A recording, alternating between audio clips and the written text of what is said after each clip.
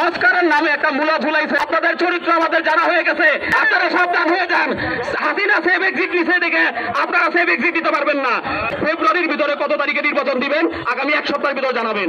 তত্ত্বাবধায়ক সরকার নির্বাচনী ব্যবস্থা করতে পারে। আপনারা 14 মাস, আজকে 14 মাস পরে রাজনৈতিক বিভিন্ন সংগঠনগুলোকে কেন নির্বাচন চাইতে হবে, রাস্তায় কেন দাঁড়াতে হবে, এটা আমার প্রশ্ন। আপনারা সংস্কারের নামে একটা মূলা ঝুলাইছেন আজকে দীর্ঘদিন যাবত। আর এই সংস্কারে বলছেন যে এটা নাকি আমাদের জুলাই আগস্ট গণঅভ্যুত্থানের আমাদের শহীদ পরিবার ও আহতদের অধিকার এটার ভিতরে থাকবে। আমরা দেখতে পাইতেছি এই সংস্কার কমিশন অঙ্গীকার নামার যে পাঁচের ভিতরে লিখছে 2024 সালের জুলাই আগস্ট গণঅভ্যুত্থানে সকল হত্যাকাণ্ডের বিচার হবে। আপনি এই কমিশনকে বলতে চাই সকল হত্যাকাণ্ডের বিচার মানে আপনি কি বলতে চাইতেছেন?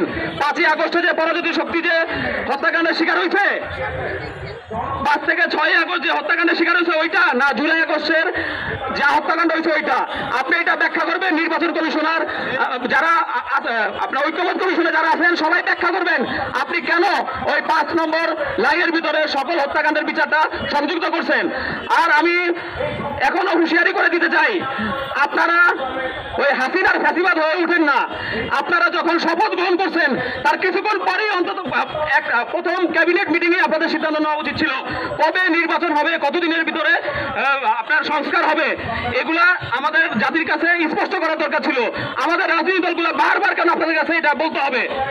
আমি এখনো বলতে চাই, আপনারা অন্তত আগামী এক সপ্তাহের ভিতরে বলবেন আগামী ফেব্রুয়ারির কত তারিখে নির্বাচন হবে। আমরা অন্তত আশা হইতে চাই। এর বেশি আপনাদেরকে আর সময় দেবো না। আপনাদের চরিত্র আমাদের জানা হয়ে গেছে। সেভ এক্সিটে কে কে যাইতে চান এই নামগুলো আমাদের কাছে এসে পড়ছে।